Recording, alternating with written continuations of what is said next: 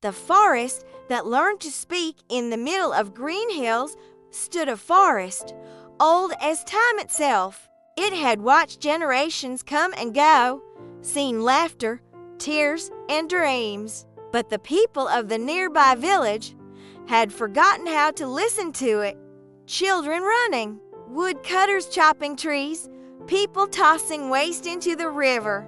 The forest in the background looked sad, its leaves drooping, animals hiding.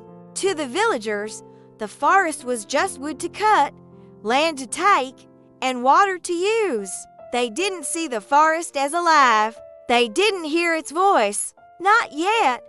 Introduced Zara, a curious 11-year-old girl, sketching trees on her notebook.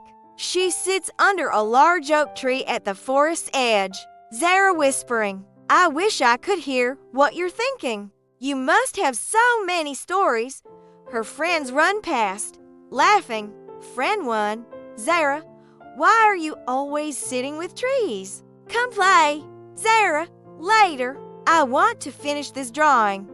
Unlike the others, Zara felt something special in the forest. She didn't know why, but the trees always felt alive.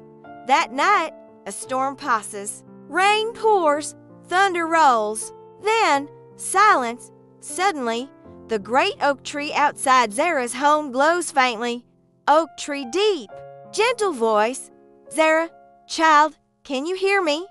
Zara wakes, startled, looking outside her window. The tree's branches move like arms, glowing softly.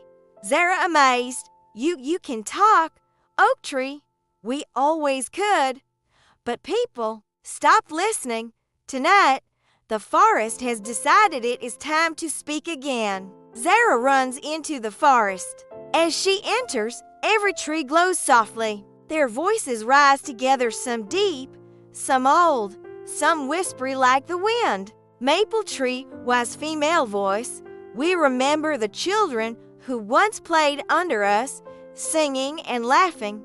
Pine tree, stern voice, "We remember when people planted seeds, not just took."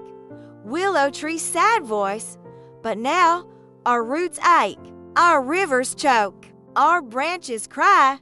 The forest spoke, not with anger, but with sorrow. Each tree carried centuries of memories, stories of kindness and pain. The forest tells Zara its stories.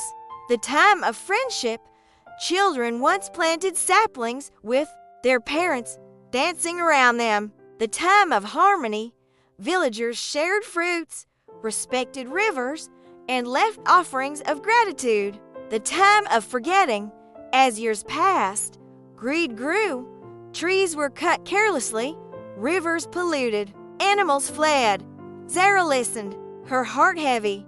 She realized what her village had lost was not just color or beauty, it was a bond. Zara kneels before the great oak. Zara with tears, "I promise, I will tell everyone your stories. I'll make them listen. I won't let you fade away." Oak tree softly, "One child's voice can awaken many. Speak with love, and they will hear." Next day, Zara gathers the villagers in the square. She tells them about the speaking forest. People laugh, shake their heads. Villager 1, "Trees talking, impossible." Villager 2, "She's just a child with wild dreams." Zara opens her sketchbook, showing her drawings of glowing trees, the stories she heard. She sings softly a tune, the willow tree whispered. Children stopped and listened, though the adults doubted. The children felt the truth in her words.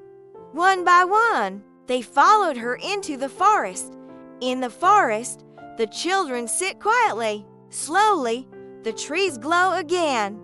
This time, the voices return. Laughter and amazement spread. Child 1, "I heard it. The pine said hello." Child 2, "The willow is telling me a story." And for the first time in generations, the forest was heard again.